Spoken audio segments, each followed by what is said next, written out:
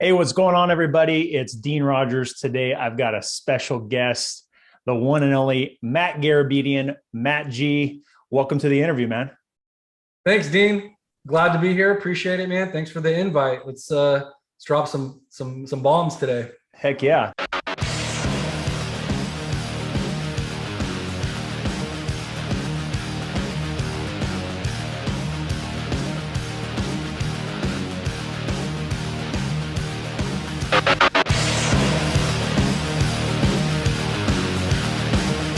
Dude, I have to have you on because, we'll get into kind of like your origin story and how we met, but we're both real estate investors. We've both been investing in the same market, technically virtually too, Right. especially now with where we're both living. And real estate's kind of our bread and butter, but we've both grown and you've grown and done a lot of different things now and new ventures. And for me, I just personally love watching your journey, man. So appreciate having you on. Those are very, very nice words. Thank you, man. And I appreciate that. And likewise, I'm a little low key jealous. I didn't think of the friends with benefits, dude. I think that's genius, man. I love it. And I was telling you before the call, the hanging out the window talk with Dean. I love it. Yeah, it's fun, man. It's fun when you start getting creative and having fun with it. It's a little harder to do it, but at the same time, it's a mental block. Like for me, I was probably less courageous to do those kind of things and put myself out there because I was still in the grind, still in the grind, trying to figure stuff out, going through ups, going through downs. And you and I both have those stories and was more so just trying to work out my own stuff. And I'm at a place now where, you know what, I want to have some more fun. I want to influence and impact more people and meet more people. And I know you're all about the same thing, dude. So, well, let's dive into it, man. Let's dive into kind of how you got started, because I think a lot of the audience is going to be heavily focused on real estate, right? And Okay. is going to be really interested in that. But there's no doubt everything else you're doing is what most real estate investors, entrepreneurs are also exploring, already doing, or want to be doing. So I think you got a lot of great stuff we can go in today. So let's talk about how you got started in business, man, and what that journey looked like for you. Sure, man. I'm sure we have a lot of parallels in terms of, I wasn't a professional athlete, but I played through college and baseball. So I was, just thinking about sports growing up, and I never was a business minded individual. I wasn't like trying to figure out how to sell a bunch of stuff growing up. I don't feel like I was a natural born entrepreneur. Um, so after, I figured out that I wasn't going to, play professionally, and not that I really wanted to, it was just, I didn't think about what's next until I had to. And, once I finished up school, I was down in Long Beach, moved back to Fresno. And to be quite honest, man, I was lost. Like I didn't know what to do. And I feel like I wasted a lot of my 20s. If I would have got to do it over, I certainly would have figured out much faster, like where and how to make money. But a lot of my 20s was just kind of floundering around and like interested in having fun and partying and trying to figure out how to scrounge up $50 for the weekend, right? And like somehow or another we made that $50 last. But kind of like fast forward to my, I don't know, when I was about 28, 29, I got into wholesaling subprime mortgages Mm. because my buddy that I played baseball with was like absolutely crushing it. And we all have those friends. He was the guy that was like, "Hey man, let me borrow $20. I'll pay you back." And, he never did. But all of a sudden this guy's rolling around in a brand new Beamer and, has money. And I'm like, what the heck? Like, how'd that happen? And then he kind of explained to me what he was doing. And I had no idea what he was talking about, but I was like, dude, you got to get me hooked up. So he introduced me to the rep that was in Fresno that for this company called Accredited Home Lenders. Mm. They're actually based out of San Diego. So that company, Dean, what we did was they were the subprime lender like, if you don't know what subprime means, that was like the worst of the worst loans that were being funded right before the economy crashed and everything burned up in 2008. So we were doing like 100% stated loans. So what that means is basically if you had a pulse, like you could get a loan, Right. and you didn't have to put Yeah. any money down. As Crazy. long as you're like, yeah, I agree to pay that 9% or whatever it was, and it was an adjustable rate.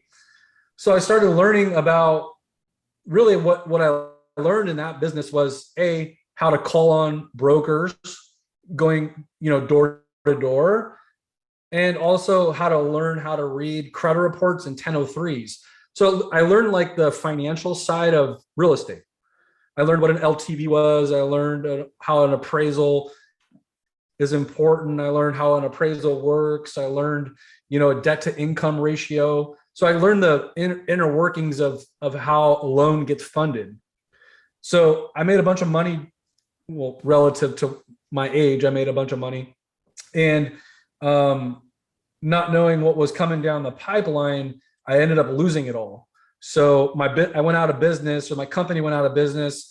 I was left from, making, I don't know, I think I made $100,000 that year, and I thought I was balling, right? I was, didn't save a dime of it, bought a house, bought furniture, went to Europe, did all this stuff, like thinking it was never going to end. Yeah. And That's funny. ended up, like I said, losing that job. Yeah. And losing I ended up losing my house to foreclosure. At the same time, I had met my now wife, and I was like, well, I know I love this girl. I want to marry her, but I have no idea how to support her. And she knew that I was going through some financial difficulties. And she was like, well, you should get your broker's license, because, you could sell, and, it's in real estate still. And my grandfather was a real estate broker for many years. And he told me, Matt, get your real estate license because it's a license to make money. So without any of the real options, I got my broker's license and I went straight into brokerage activity, and then quickly found out, like, man, I don't really like repping buyers. I don't really like the whole residential sales process. It just wasn't exciting for me. Mm-hmm. So I did a year or two of that. I did a little commercial stuff, and then I kind of like, settled into apartments. So I like the fact that I could sell apartment buildings to investors because they spoke the language, right? Like, it was bottom line decisions. It wasn't what's the color of, the walls, or, what the layout is. It's like, well, what's the NOI? What's the cash flow? What's the cap rate? So I learned about how to pitch that, how to sell that. And then as I started selling properties, I started simultaneously building a property management company because I thought that was a good idea. I was like, oh, I can make commissions, and then I can manage these properties, and I can make, residual income by managing people's properties. Well, we do stuff like, I don't know, I do stuff without like fully thinking things through. It seems like I just jump into stuff. And, just by default, I grew this. I think at one point we had 500 doors under management that I built this company. And I learned that property management was like the low price leader of real estate. Basically, what you'd earn. Like, you do all this work for very little pay, and all day long, no one's calling you up saying, hey, you're doing a great job. They're calling you up, cussing you out. Problems. Tenants think you're the owner. They're calling you what's the word? Slumlord or something like that. Yeah. Slumlord. Yeah. Owners are like, how come you charge me $8 for this? And I'm like, dude, like, what is going on? So, I was very like confused as to, man, I thought real estate was the path. And all I know is that I'm working all these hours, and I go home at night. I don't know what I accomplished because nothing's moving the needle in my life or my bank account. I was making enough to like pay the bills and stuff, but like, I'm like, this is not what I expected. So around the same time, I learned about wholesaling through Fortune Builders, right? So I know we have that in common. Yep. I bought into the mastery program, and then of course, I didn't do anything with it when I first learned. I just like, oh, that's a cool concept. I'll go back to, collecting people's rent for $80 a month, kind of just figure that out. But after enough's enough, right? We just kind of feel like I got to make a change, because what I'm doing right now is I'm getting burned out. I'm not moving the needle, like I said. So after, I think I was like up late at night and I saw like people like posting their wholesale checks online. I think I was there's a group called Wholesaling Houses Nationwide. I think it was back in the day. And this is at the time, like no one was like talking about wholesale. Like it was like, I remember having to like explain wholesale to the escrow companies. They're like, well, we don't do double closings. I'm like, no, it's not that. It's, I'm assigning the contract. And so I saw people that had less experience in real estate than me. I was a broker. I had all this transactional experience, but wasn't making any money. I was like, you know what? Like, if this guy's making 25 grand on this house, like, why can't I? So, I then just kind of dug back into the material, and, back then it was like, bandit signs and yellow letters. Like that was what they were teaching, like send out yellow letters, put out bandit signs. So, I sent out my first batch of yellow letters. I think I might've sent out, it was less than 500 letters, and got a call. I was in this little office on Belmont and Broadway in Fresno. Like this little hole in the wall, dude. I literally, like, my closet was bigger, and I got a call, and the guy had a property on, it was on Belmont and Fruit, actually, right by the zoo, Okay. Roding Park there. So it wasn't too far away from me. I was like, yes, sir, I'll drive by it. And, so I get there, and I don't know if you ever heard this advice. It was horrible advice, but it was the time I remember hearing this. They're like, if you're not feeling like physically sick from your offer you're about to give, it's too much. Yeah. Yeah. Right? Oh, I've heard that a bunch of times. Yeah. Yeah. So I remember getting on the call. I drove up to this house. Dude, this thing was on stilts. Like, it was jacked up, right? It's in the hood. I have no idea. At that point, I wasn't like figuring out what the ARV was. I was just trying to figure out if this was like a real thing. I had no like, analysis on what to offer. Like, it was literally like, what would make me physically like uncomfortable to offer? That's what I'm going to do it. So I'm pulled up to this house, like no clue what I'm looking at. Get the guy on the phone. I'm like, yeah, I'm out front. He's like, all right, well, what can you offer? And I remember just sitting there, and it was like the most scariest thing ever. But I somehow got out 16,000 was my offer. And he's like, he kind of paused, like, no, he's like, I can't do that. I could do 25. Dang. I was like, great, and he's like, all right, we'll get the paperwork together, and, I'll come sign it in a day or so. So hung up the phone. I'm like, oh my God, like, is this going to happen? Like, is this a deal? I have no clue. So I go back to the office. I had access to the MLS as a broker, of course. I should have probably done this ahead of time, but, again, you're just caught up in the whole, the emotions getting of it. Into it. Yeah. Yeah. I'm just like, let me just see if I can get a deal, and then I'll worry about it. So I know that, like, I got this for 16. It's totally jacked up. I have no clue on like repairs or how to even evaluate it. But I saw down the street a similar house sold for 52,000. So I was like, all right, I might have something here. So I figure out that I pulled up the tax records. I found out it was an LLC out of like Palm Desert or whatever that bought it. Didn't understand about skip tracing, or, skip tracing and LLC back then was like, that was like figuring out a nuclear code, right? Like the technology wasn't. Yeah, it was not like how it is. And but I knew that, like, I'm like, I could talk to the agent that sold it to him. So I called this guy up. That's a whole nother story. This guy turned out to be one of the biggest Ponzi scam artists that went to prison. Dang. But this guy, he picked up the phone. I'm like, hey man, I saw that you sold this deal. Would your buyer be interested in another one? He's like, well, what do you got? He's like, I got this house. It's right down the street, same pretty much square footage. And he's like, well, what do you want for it? I saw that you sold it for 52. And again, like, what you don't know. But I was like, I'll take 52 for it. Mm-hmm. And he's like, don't tell anybody else about the property. We'll have the money in escrow in a week. I was like, come on, dude. I was like, awesome, cool, great. Hung up the phone. I'm like, no way. Like, there's no way this is happening. Like, how, I could potentially make $26,000 from this transaction, right? So for the next 3 weeks, Dean, or 2 weeks or whatever it was, like, I was like tripping out. I'm like, is the seller going to get mad at me? Are they going to find out I'm making 26? Is the buyer actually going to fund it?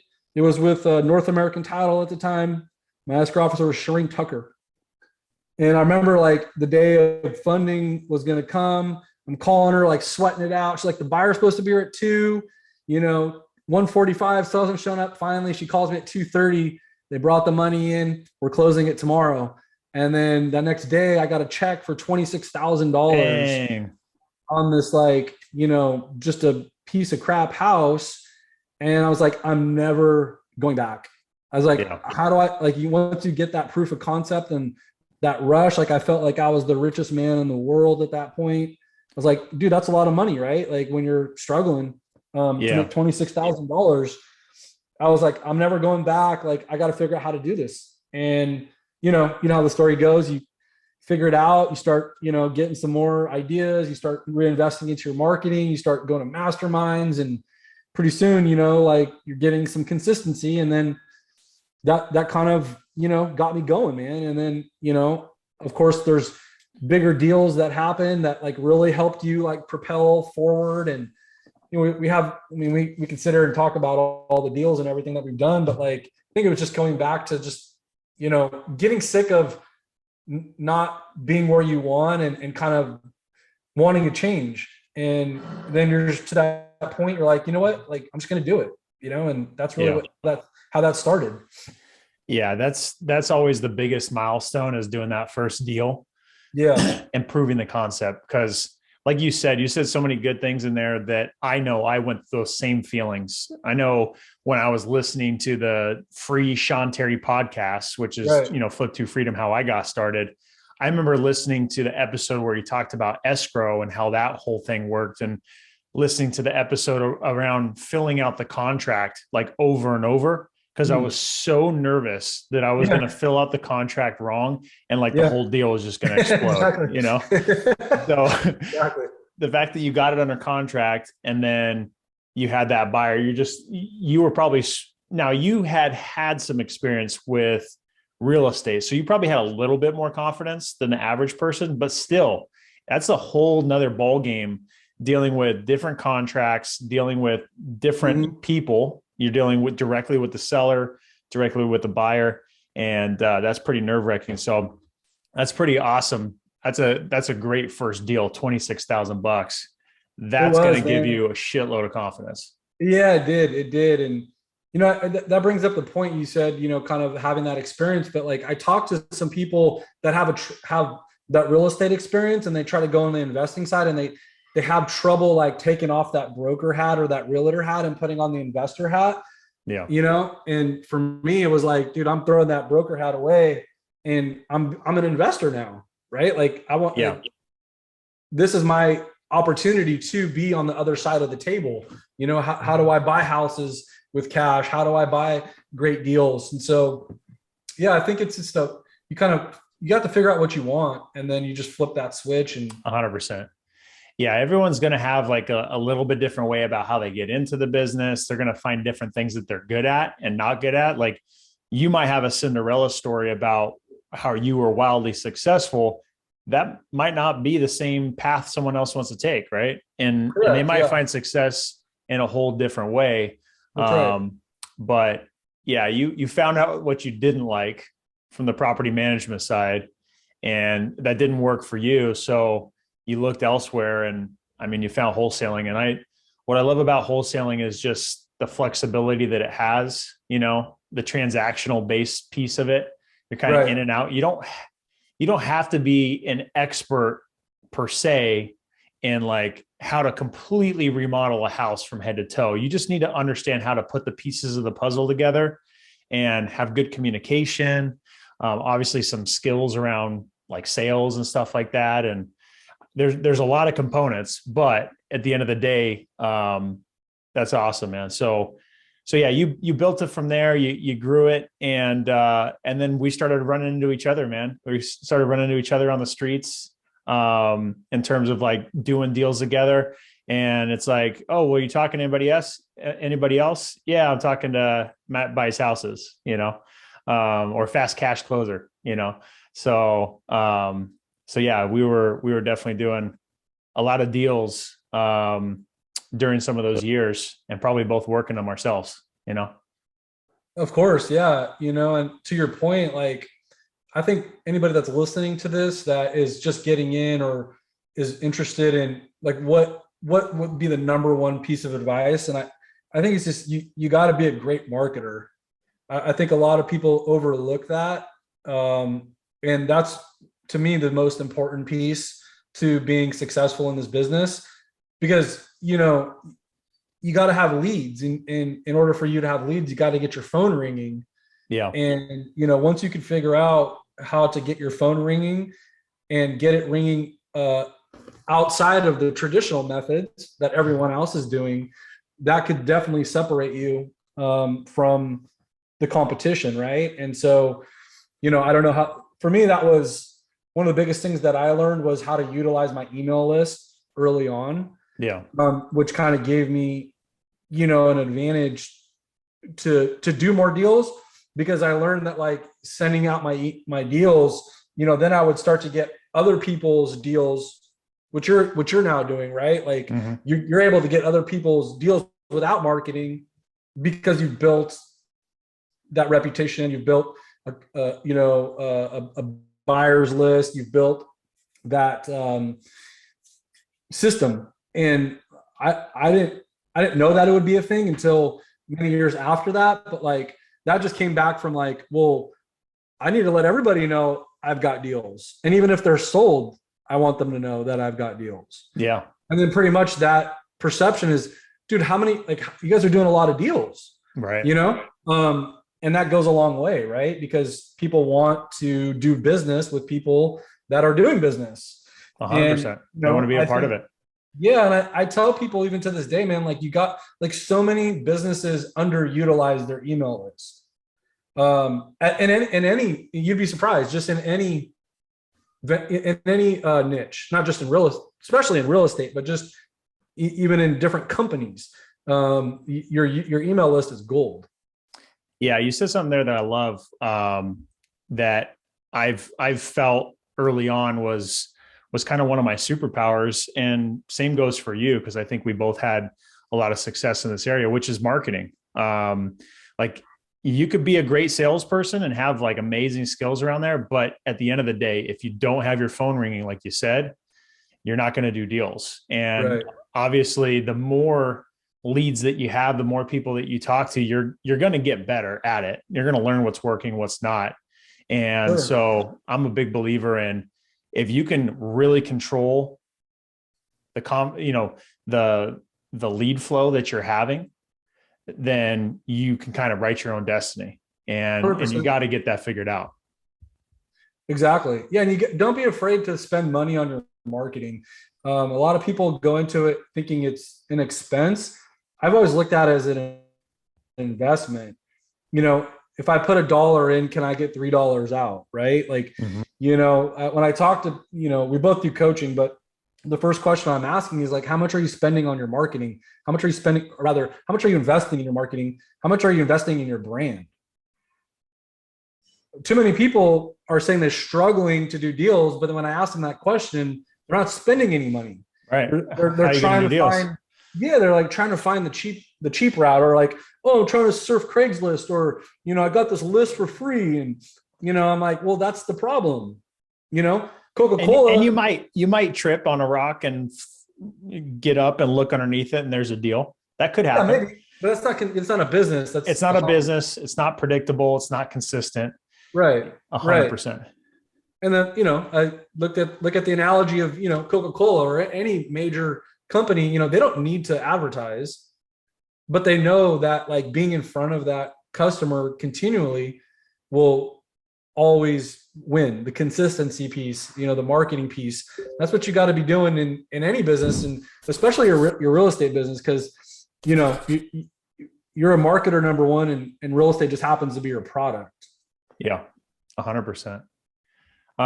So let's kind of flash forward to where you're at now, man. So just recently you moved to Florida. Yeah. And how you liking it there, man? It's amazing. I love South Florida's a whole nother world. It's very different, obviously, from growing up in the Valley. I did spend a little time in Southern California, like I mentioned, for college, but, growing up most of my life in Central Valley and then moving to South Florida, I don't know, like 45 minutes from Miami. I'm, 30 minutes from Fort Lauderdale, Boca Raton, like the amount of, wealth out here and just the scenery and the opportunity. And it's very different, Yeah.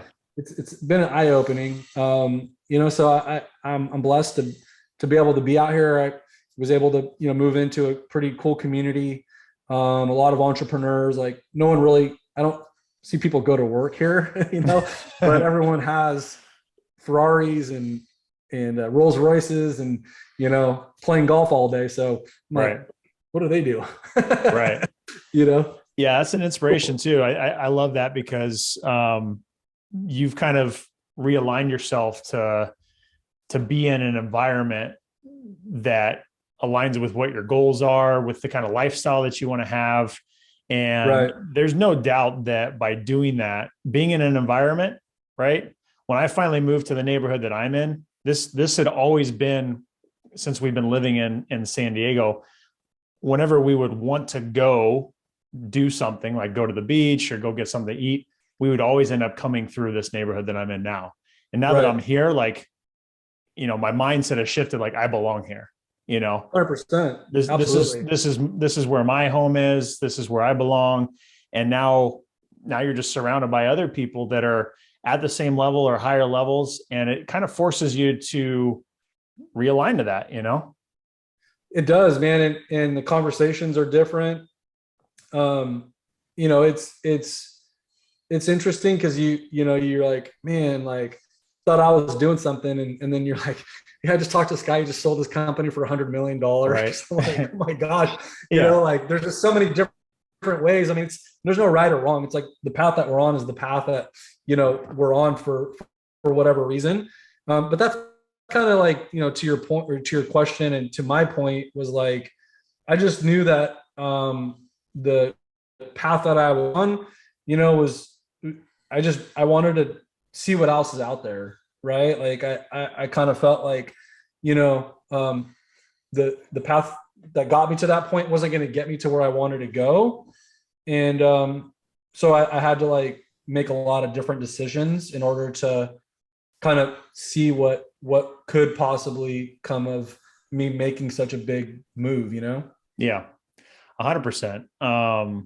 Yeah, conversations are definitely different, which again, I think are so helpful. While I'm at the local neighborhood kids park, taking my kids there, I'm talking with business owners, right. And it might be a doctor, or it might be someone who's got this, supplement company, or someone who's got like a lifestyle brand, or someone who does, oh, I just did a Series A fundraise for my company. We raised, $20 million and we're building out those ADU units, those little shipping containers, fully remodeled. I'm like, oh, well, that's cool. Like, no, man, it's amazing, really, because what's interesting though is like if you've built out like wholesale companies like we have, we learn a lot of stuff by doing that, and some of those skill sets we kind of overlook because you think, well,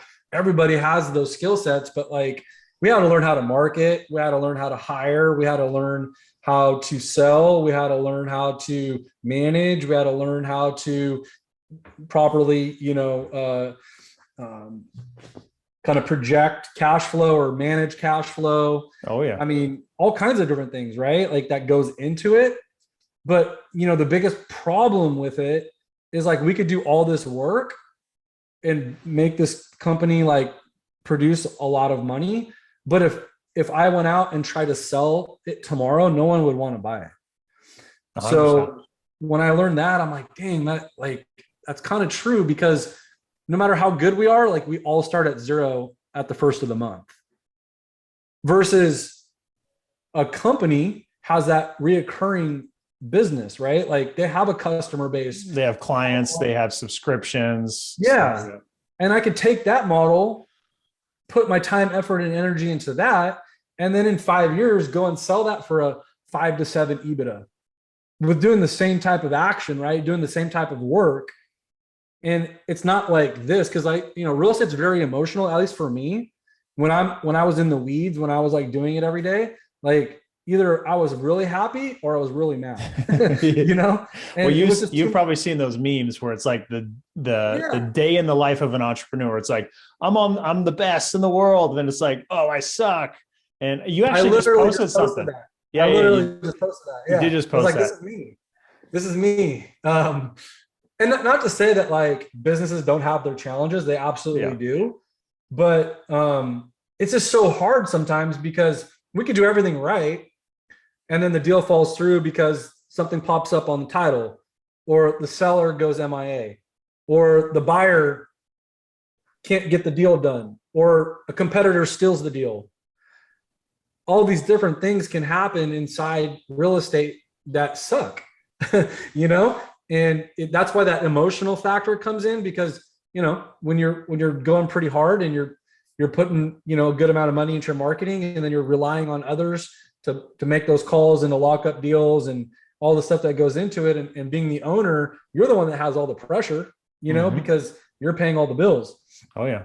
And then when you make the money, everyone looks at you, you're like, oh, this guy's killing it. We're like, no, you don't get it. Like there's all these expenses. And did you forget about the Amex bill that I just had to pay for 60 grand? Yeah. Like it's wild. I'll look at my QuickBooks, and I'll go look at, what's the profit and loss for the month. Like it's got that little thing on the dashboard, and usually I'll gravitate my eyes towards expenses first.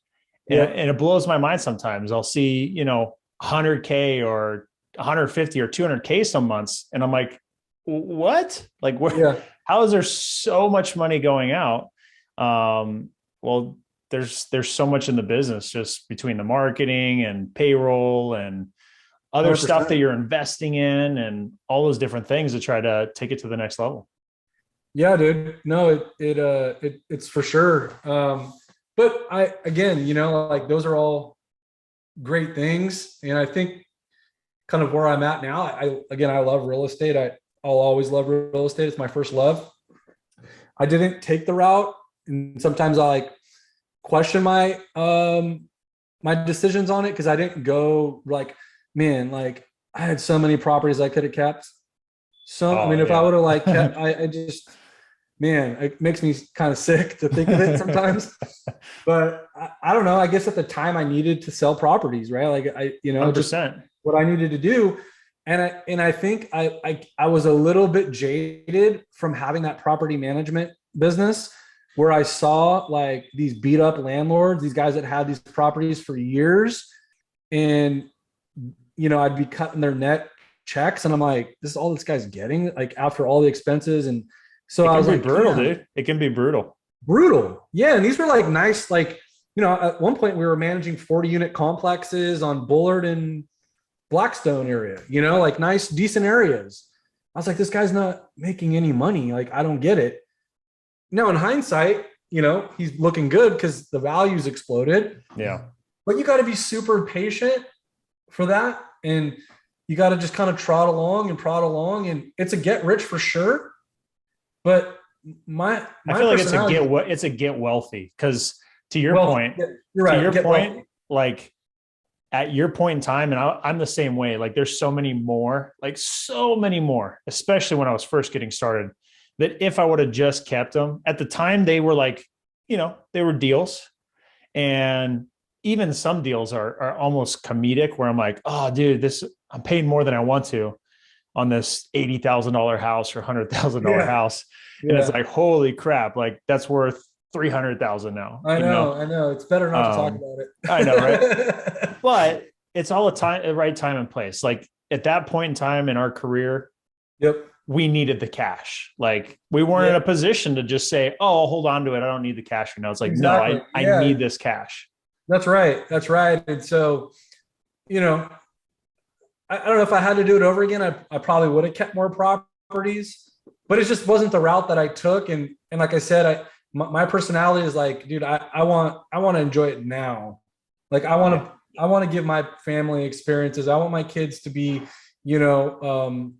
enjoying whatever it is that we think they're, we can give them. I want to take my You family, provided an awesome lifestyle for sure. providing a lifestyle, like stuff that I necessarily didn't have, right? Um, and that's cool. Like you said, everyone has a different definition of success, or the route that they take is different. And I was the guy that just wanted, to buy a Porsche, and because that was a dream of mine, and I did, Yeah. and it was cool. But could I have bought in former rentals? Yeah, probably. But at the same time, I was like, it just wasn't the route I took.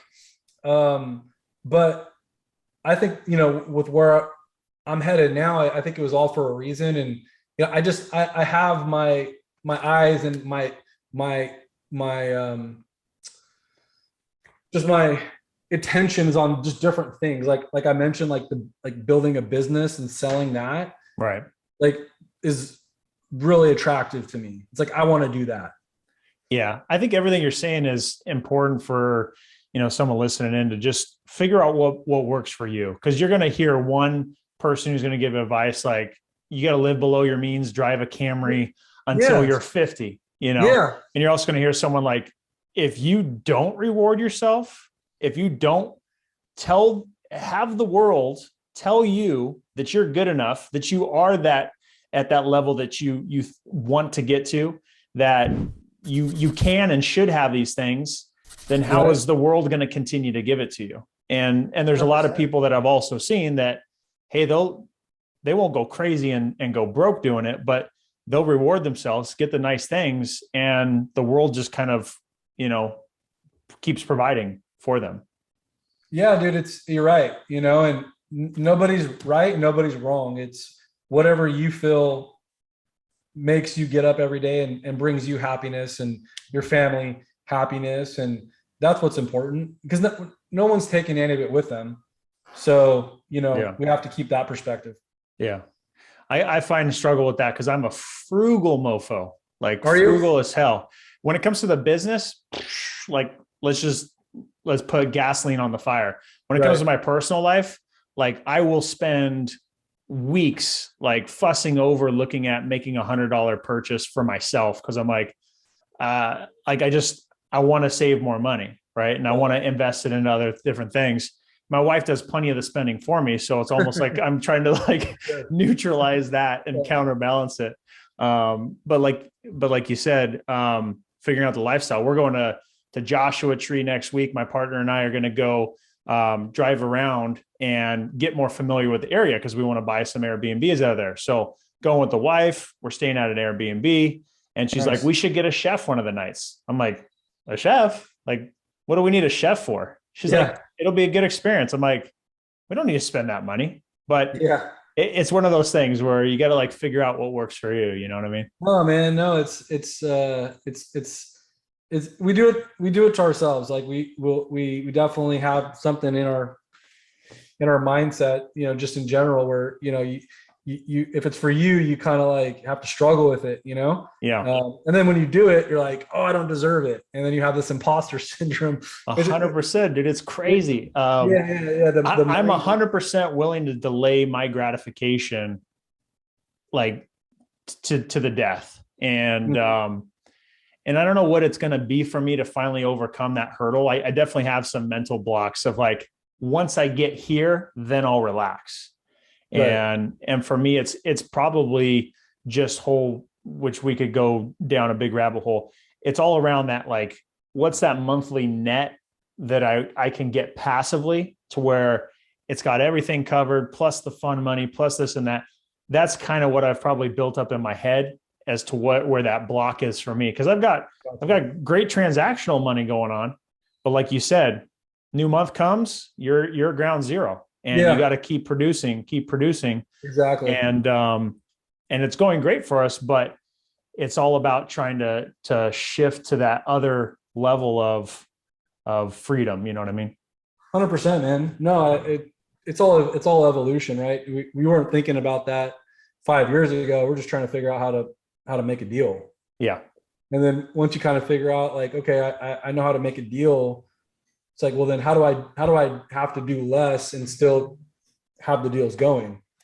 Mm-hmm. You know, it's nonstop, man. It's nonstop. Well, let's shift to some of the exciting stuff you're doing, man. Because one thing that I truly genuinely appreciate about you is your willingness to try something new. Like you said at the beginning, whether someone watching this thinks of it as a good thing or not, and even for yourself, whether you identify this as good or not, like you won't overthink something. It's like, let's go see if it works, you know? Yeah. And that I admire, dude. And secretly, just seeing some of the things you're doing inspires me to try new things and to put myself out there. And so that's one thing I appreciate about you and what you're about. So let's talk about some of the different things that you're doing, man, because I know you got some fun stuff going on. Yeah, man. So kind of like what gave me the courage to like move out here, because when I was in Fresno, right, like all I had going on really was real estate. I didn't really have another, stream of income, if you will, or another business. Like I was just a real estate guy. Yeah. And it took me a lot of like unwinding some limited beliefs about myself and putting my identity into that for me to like, all right, like I could get into something that I know nothing about and I'll figure it out. Right. I have enough common sense and persistence to do that. So one of the things that I like before I moved out, I created a company that is like online based, which was something that I wanted to get into. That it just centered around email marketing. Again, something that I knew a little bit about, but like in hindsight, I knew nothing about. So my company now is 100% focused on the political side. So nothing to do with real estate. Has nothing to do with like selling. Really, it's all on the political side. So I have a bunch of brands that I've got websites for, and I've got subscribers. So as of right now, we're sending about 1 million emails a day. Wow. And so I've learned, yeah, dude, it's pretty wild. And really the way that company generates revenue is through what they call CPA and CPM. So, Google AdSense, like I learned how to like generate revenue through third-party ads. I've learned how to sell my lists to other ad buyers that want to place their products or services like in display ads or through something they call like a dedicated drop, where they're like, hey, Matt, we have this product. We want to put it in front of your subscribers. We'll pay you $2,000 to send this email. Kind of like that, right? Yeah. So what kind of opened my eyes just about in business is like, I don't know, I think it took me, I'm just spitballing here. It might have took me like 5 or 6 years to like gross $1 million in real estate, right? Yeah. Yeah. I did $1 million in email marketing my first year. So it was crazy. Like, yeah, it opened my eyes up because it was like, now my customer base is not like the Central Valley or, maybe most of Northern California or whatever, but now I pretty much have the entire country and no one knows that I own these companies. I don't have to like send a letter to them or, show up and, ask them to sign a contract with me. Like, wait a second, like I could hire people, they could deploy the emails and I get paid like while I'm sleeping pretty much and doing very little work. Like, is this real? Yeah. No, of course, I've had some challenges in it, just like in any business. Like I learned, different aspects of the business where I could, I messed up here or man, we should have done this, we've done that, but like, that's business. Yep. But, to like out of the gate within 12 months, like gross over $1 million in something that you had no experience in, I was like, the world's big. And I'm not just a real estate guy.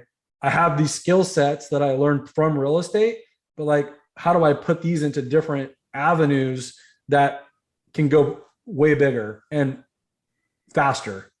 And that for me is the internet, through, social media, through building your brand, through different aspects, right? Where, if you're not online, like you're not thinking clearly, because that's where business is nowadays, Yeah. in some capacity, you got to have some revenue coming from the internet, or else you're just leaving tons of money on the table. Yeah. So what do you think opened your mind to that? Because I know just watching you over the years, masterminds seem to have played a big part in your Oh growth. yeah. So Yeah, no, this is not like a business that I would have ever known anything about or even existed if it wasn't for my relationships through masterminds and paying into those for many years, without like necessarily getting a direct return right away. But I would still show up. I'd still pay my dues. I'd learn, of course, like I made money because I expanded my mindset and learned how to make money, outside of my traditional method. But yeah, I mean, this is all relationship based. And then, getting into that through those relationships, like helped me open up a whole nother, avenue of opportunity. And then, yeah, I just think it's your sphere of influence, right? mm-hmm. And now I'm learning about buying companies that are very much similar to dealing with a motivated seller in a home. For sure. Yeah. You're looking at it the same way. There's reasons why they want to sell. You could see where they need improvement that you can go in, just like in a house, like, oh, we can rehab it, or hey, I could sell this to a Airbnb guy. He'll pay more because he's not trying to flip it. Or there's inconsistencies in his brand or his marketing, or hey, he's not emailing his customer base, right? Like he's leaving money on the table, or this guy doesn't know how to manage people, or he just burned out. He just doesn't want to do it anymore. So like you could buy these companies that are already producing like real revenue, use the same skill sets that we're learning or we are doing in our wholesale business by, figuring out how to market, how to manage, how to grow, how to, all the things that help us become successful on that side. And then take that multi-million-dollar company. By the way, you could raise all the money for it because more people are willing to buy into that because they're going to get a piece of a real business. And then in 3 to 5 years, sell that for 7x, right? And get a good pop. Yeah, I've seen some people play in that space, and there's some, if you can execute on it and you know how to optimize that business, and some of the stuff is obvious too, that the business owner just didn't have the cash to do it, or they just didn't have the vision for it or the skill sets. Right. You can do some pretty sexy things. I see that. I haven't done it yet. I'm just starting to like open my eyes and ears to that opportunity. As you know, what we talk about, what we focus on, tends to come to fruition. I guess it's just it's an evolution, right? Of where we're at. If I'm being honest, like I haven't been on a call with the seller for years. I don't have a desire to do it anymore. I've done it. I did it for so long, and it doesn't get me excited. Not that I'm better than that, or that it's just not where I can't do it anymore because it's just not my passion. Right. I love the internet side of things. I love crypto. Like I think that's amazing. There's just so many other things out there, and I still love real estate. I still will do wholesaling for as long as I'm alive. I'll teach my kids that because it's a great way to generate cash. And then skill, it's amazing. And then once you could take that cash, some people will put it back into rentals. That's cool. Like no problem. For me, I want to accelerate it. So, okay, I'm pretty good at finding off-market deals. So I kind of feel like that will always be there. But can I get into the new crypto? Can I sacrifice into a crypto at any particular time? No. Yeah. So let's talk about that. Let's talk about crypto and social media, because those are two areas that you've seen some massive growth, and like your social media game has leveled up like crazy. I know the investments that you've done in some of this crypto has been amazing. So let's dive into that. Sure, man. I mean, again, it goes back to like my sphere of influence, or the levels of my Yeah, let's start with association. the point where it clicked for you. Like crypto's legit, crypto's here to stay. I'm getting in. Like what was that moment? In January of 21, I got on a Zoom call with a guy that I hired to be my crypto mentor, because I've always Nice. thought, get a coach ASAP, right? Yeah. And this dude had $600 million in crypto. Oh my God. I I don't know if this guy could even, Whatever he says, dude, I'm listening. yeah, and this dude couldn't, like, no offense, like, great guy, but like he couldn't put two sentences together and his spelling was horrible. No So way. I was like, Oh my God. this guy could do it. What a trip. I know What a I trip. could. Yeah. Great, like he's married to the game though, right? Like Yeah. he thinks the government's after him at all times, and he's on the dark all web. in. Yeah. But hey, he's been at the right place at the right time. He's done his due diligence and he's made it work. And I'm like, wow. That's sweet. I was like, can I make 50 million? He's like, 50 million? That's a joke. I was like, where do I sign up? I'm in. Yeah. Yeah. So I started learning about, I didn't know anything. I mean, I bought Bitcoin and a little bit of ETH back in 2017. Panic sold them because I didn't know what I was doing. 100%. That's me to a T. 2017, bought it, went up, started coming down, panic sell, made a little bit of money, was out. Yeah. Yeah. And then didn't even bother to understand, right, what we were buying. This time around, little different place, have more money to like pay attention with. Was like, well, teach me. So then I started getting on Zoom calls with him, learning about what he sees, what's going on. And then at some point you're like, okay, I've learned enough. Now I got to go and put it to use. So then I just kind of bought some of the particular cryptos that he was advising. One of them happened to be Hex, which, I talk a lot about a Hex. God, I would have loved to get in then. Yeah. I'm partial to it, because I was able to buy it at, 0.008, Oh my God. before it hit a penny. So that right there was like, blew my mind. When it hit 52 cents, I was like, oh my gosh, like this became very real to me. Yeah. But then I learned about the utility behind it and how smart contracts are programmed. You can program money, right? Like that's the future. DeFi, crypto is programmable money. So if you can understand how that works and, they're programming interest into that, and all I have to do is understand that this is a store of value that's only going to increase in value because it's programmed to do so, and it's still pre-viral, and it's still on a trajectory to surpass valuations of Ethereum and Bitcoin, even though it sounds crazy. But you look at the charts, like this is not like, because I feel like saying that, it's like they chart all this, like these technical analysis out there is a whole nother level, right? Like these mathematicians, like they know what's up. So I'm not that smart. I just know enough to like follow what the smart guys are doing. And, it's kind of that gateway, right? Once you do it, you make money, it becomes real, then you start paying more attention.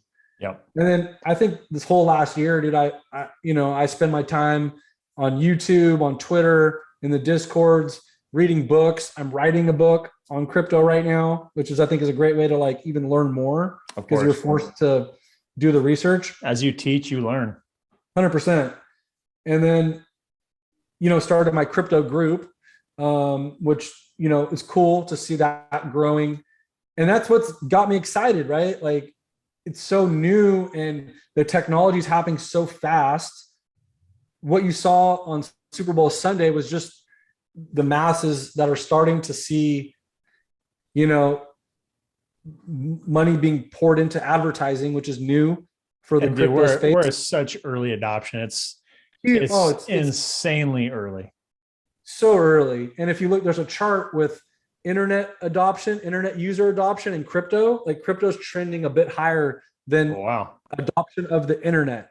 If you just stop and think about that for a second. I was just doing a call before our call here today, and I said, literally, we're so early that you could just pick the top probably 10 or 15 cryptocurrencies and throw darts at them, a couple $1,000 into each, and just hold them for the next 10 years. And you'll probably be massively wealthy. That's crazy. Just because the market cap of crypto today is like somewhere roughly $2.3 trillion. I'd argue to say less than 20% of the United States is actively traded in crypto. In comparison, gold is like 12 trillion, and that's been around since dirt. So we're going to surpass the market cap of gold within 5 to 7 years, I believe. Because we're talking about we're global economy here. Just being able to be in now and holding while that money comes in, the market cap continues to evolve and expand. I don't know, man. I feel really good about it. Oh man, well said. Well said. It's gonna be volatile. Of course, we're gonna get governments getting more and more pissed off. Which I like. They know they can't control it. You see what's going on in Canada.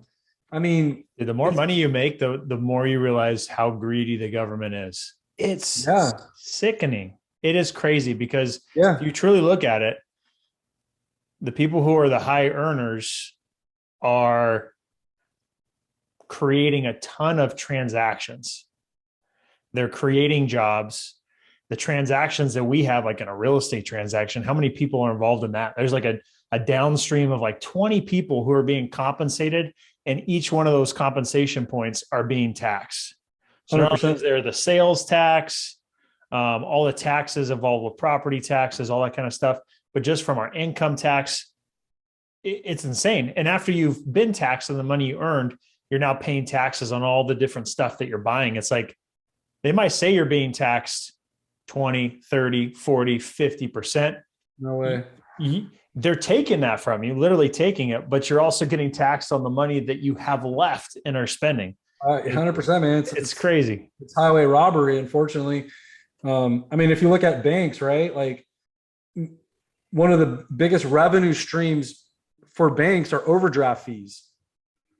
So they collected billions of dollars in the last 1 to 2 years with overdraft fees.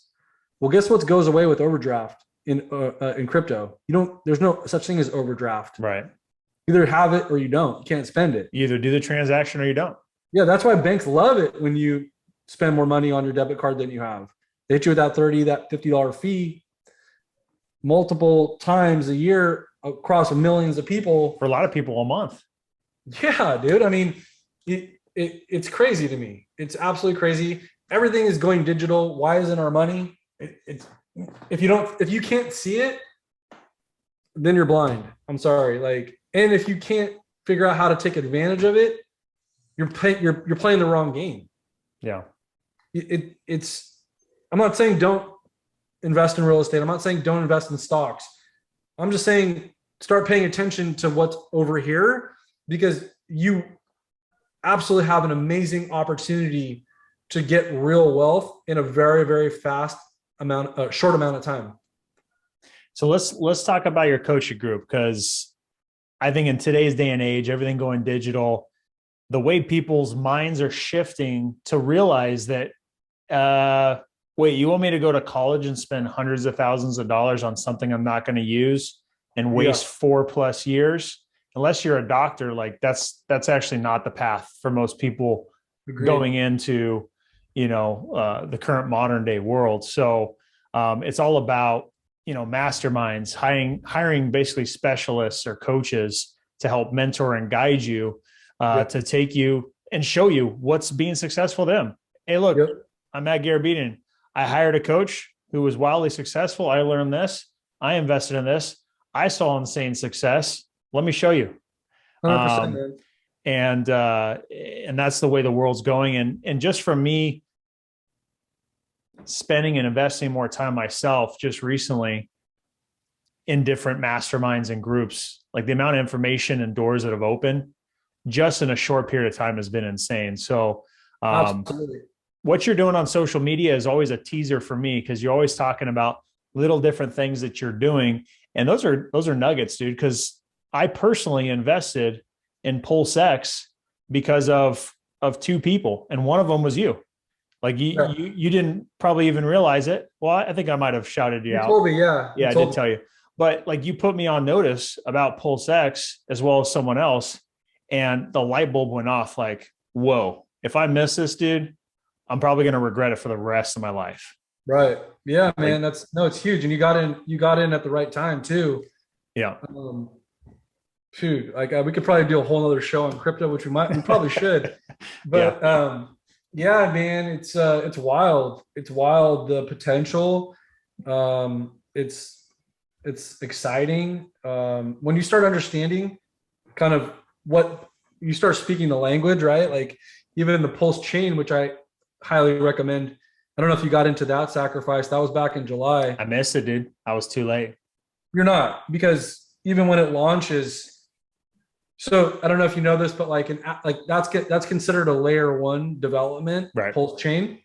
So I did this graph, I don't know, it was about a month ago, where I looked at like 12 layer 1s, and on average, Dean, they did it 650x in 1.5 years. Whoa. So if you don't, whoever's watching this and that doesn't like click right away. So imagine you let's say you got 50 grand, you put $50,000 into a layer 1 and you just sat for 1.5 years. Take your 50,000, then multiply that by 650. I don't know about that. I don't know what that number is. It's scary, but I don't want to do it. It's too big. Let's just do it. It's too big. Let's just say it's I got the number here, but it's too juicy. You got it? Yeah, it's 32,500,000. There you go. 50,000, yeah, $50,000, and then average is 650x. There you go. It's $32 million. Like, to me, I would take that bet, right? You know, and again, that's average. That's taking the high and the median, the low. Where else are you going to do that, Dean? Dude, there's too much fire from that multiplication that my camera literally had a warning and said it was too hot. I had to switch cameras, dude. It was too fire. You have to turn. I have to turn my calculator sideways to do those. It runs out. But I mean, this might sound crazy to people, but like I've literally seen people do it. It's wild, dude. I've heard you say this, and I've said it myself. It's the new gold rush, dude. 100%. I thought real estate was going to be for me when I was getting. It's a new .com boom. It's a new .com boom, dude. No, we are. That's it. This is the 90s for the internet. We're here right now, and you just got to get in, man. Like get in, and because in the future you're not going to have these opportunities for one reason, because adoption will come. So once more adoption is here, the market cap is already expanded. You're just not going to have those massive gains. You won't have the volatility either. That's why you don't see these massive swings in stocks, because it's used, right? It's understood. Yep. This is very much misunderstood, just like everything has that's come before it was adopted, and like, okay, now we can't live without it. You know, go look up, you know, when they're making fun of what's an email, like they literally like, I don't get like Good Morning America, right? I remember seeing that clip. Yeah. Yeah. You've seen the internet might be a passing fad, like articles, right? Like, can you imagine your life without the internet now? It's silly. Not a chance. So I really believe we'll be talking about the same thing with cryptocurrencies in a decade. Yeah, there's no doubt. And it'll still probably be growing at that time. 100%. You know? Yeah, man. And so we're not the early adopters, but we're pretty darn early. The early adopters are already like mega rich, mega wealthy, like stupid rich. Stupid. Yeah. So they're like, idiots, you guys are late. Yeah. But now we're like, man, I can't, and here's what I'll leave you with, man, on the crypto stuff is like, you only have to be right once. True. So, And it could be a small investment too. I got a buddy here in La Jolla. He referred to the guy he knows as a kid. He said, "Oh yeah, I know a kid who invested. It was $3,000 on Hex that turned into $16 million." Yeah, no, I mean, if you bought it early, like my guy, he put 10 grand in and got 300 million Hex at that price. So at the height, I don't know, 300 million times 52 cents. That's a lot of money. That's crazy. So I've got to, I'm just like, I get it. I see the opportunity. I'm like, we could stack up a big bag of this right now, and then just let's give it a year and a half, 2 years, and see what happens. Yeah, one of the things you'll learn is, and I've done this too, literally in crypto, and giving myself, nearly a heart attack trying to time the market. You might get lucky and you might time it right, and just, God bless you, and you had an angel shining down on you. But if you're sitting there trying to time the market, you're going to lose your hair and kill yourself. And you're not going to probably see the success you would if you just be patient and wait it out. Just like the same analogy for us buying rentals, Right. The rentals that I bought, when I bought them, it was like, oh, I'm stretching a little bit. Like, I'd really rather sell this and make 10 grand, 15 grand, or 20 grand. Yep. But you bet your ass that those rentals that I kept have turned into millions of dollars in equity, like free and clear equity, not like millions of dollars in value, but millions of dollars of equity. Yep. And thank myself several years ago for starting doing it. And the same concept, man. It's the same. It's the best way I've ever heard it described. It's not timing the market. It's time in the market. Heck yeah. So if you can delay gratification, that's what Richard talks about. Richard Hart, delayed gratification. If you can save yourself from yourself, Matt, you shouldn't have sold all those damn properties all those years ago. If there was a way that I could have stopped myself from doing that, I probably would have had millions and millions of dollars like yourself. But now that I use that same approach, I'll do that with crypto now. And the cool thing is I stake my Hex and I'm earning interest on it. Yep. And then I'm learning about, there's all these passive opportunities, guys, in crypto, where you can buy crypto, stake it, and earn passive income, much like you do for real estate. So the DeFi space is a game changer. Crypto in general, I get very excited. The group. Yeah, let's talk about the coaching group, because we were talking about it before, and I'll throw up a link if people want to join it. They can join it and check it out. Yeah. But what are you doing in your group? So the group is it's $197 a month. It's a Telegram chat group. There's about 70 other people, a lot of real estate people in there too. We talk about moves that we're making, opportunities we see. Last week we talked about nodes. I don't know if you've gotten into nodes at all. I know about them. I haven't gotten into them. Yeah, that's another passive piece. We've talked about NFTs. I have a guy that's flipping NFTs. I've talked about staking, like I just mentioned. I've talked about why Hex, why Pulse Chain, why Pulse X, like just dropping information. And there's other people that are collaborating and, doing all that. I also have a one-on-one where if you want a little bit more in-depth, where I get on the phone with you, help you set up, I teach you security.